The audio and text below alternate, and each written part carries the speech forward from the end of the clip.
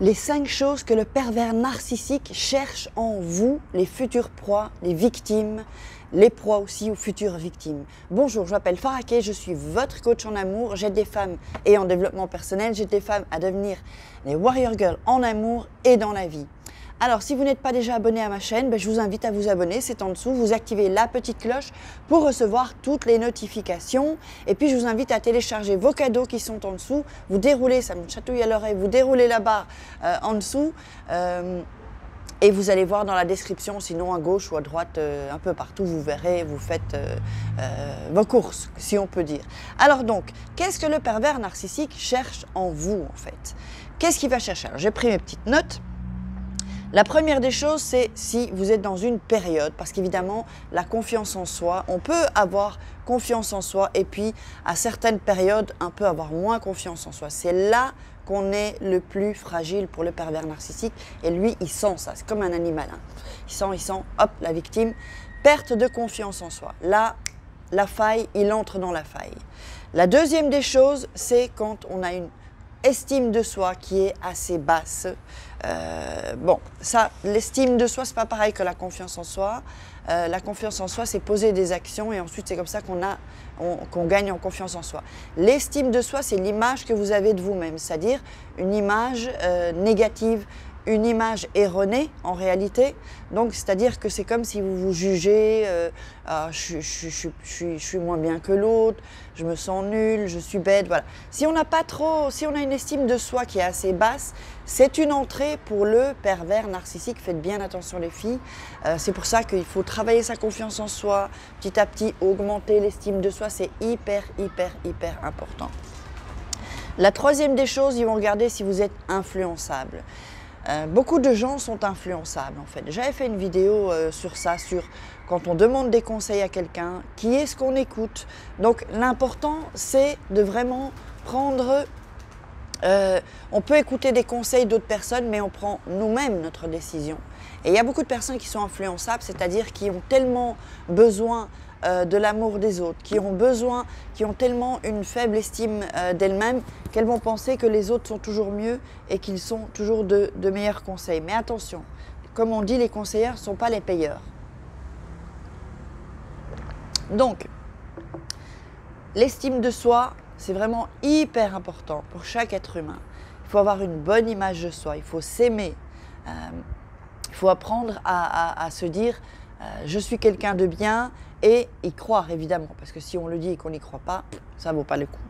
Donc, avant de vous parler des quatrième chose, pardon, et la cinquième chose, je voulais vous parler d'un programme que j'ai créé qui s'appelle donc « Comment sortir d'une relation toxique et se sentir mieux ». C'est vraiment un programme, je suis très fière de ce programme.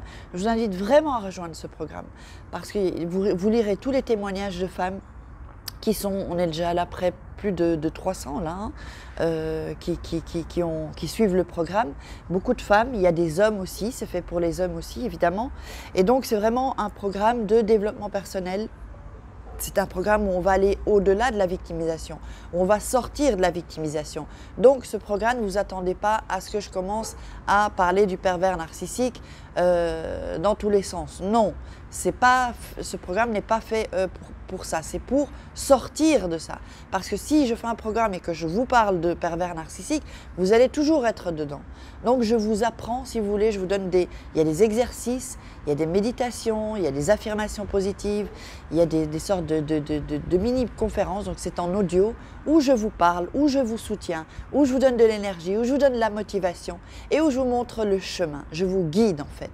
J'ai rien inventé, c'est la somme de plusieurs formations et techniques et méthodes que j'ai utilisées pour faire ma propre méthode. Alors on va revenir au quatrième.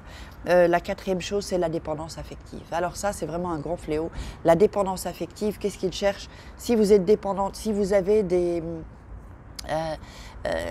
comment dire, évidemment, ça vient en général de l'enfance. Si dans l'enfance, vous ne vous êtes pas senti aimé, ou vous pensez que vos parents ne vous aimaient pas, ou vous n'avez pas été aimé, tout simplement, eh bien vous allez avoir tendance à aller dans la dépendance affective. Et la dépendance affective, c'est une drogue, en fait. C'est comme quelqu'un qui prend de la cocaïne, qui prend des drogues, vraiment. des drogues dures. C'est une drogue dure, la dépendance affective. Donc la dépendance affective, c'est aussi penser que quelqu'un d'autre peut faire notre bonheur. Or, c'est faux. Ce sont des fausses croyances, vraiment de fausses croyances. Personne ne peut faire notre bonheur sinon nous-mêmes. C'est à nous de faire notre bonheur.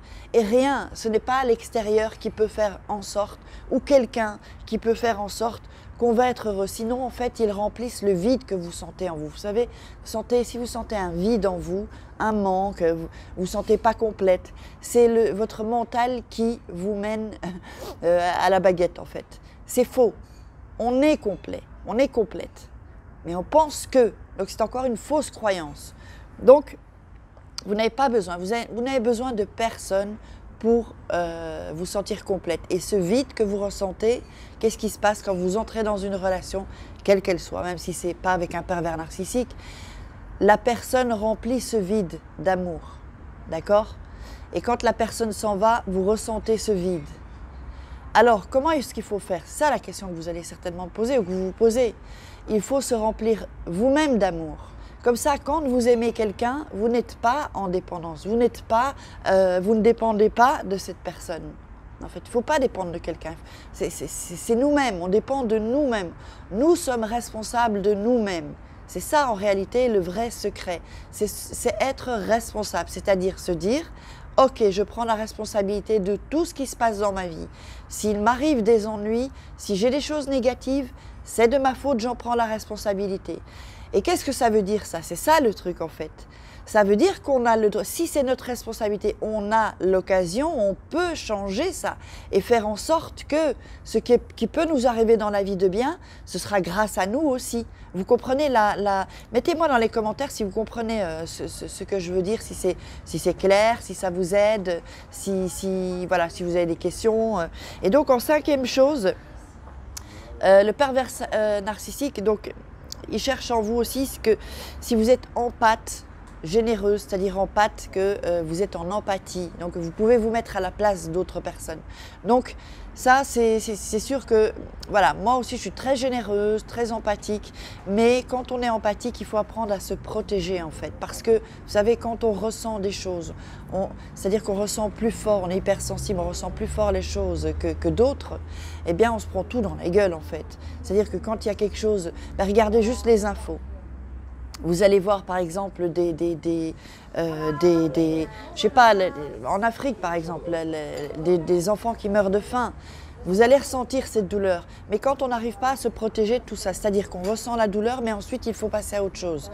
Je ne dis pas qu'il faut fermer les yeux, pas du tout. D'ailleurs, c'est pour ça que je suis entrepreneur, parce que justement, je veux aider le monde. Donc, il faut pouvoir se protéger de ce qu'on ressent.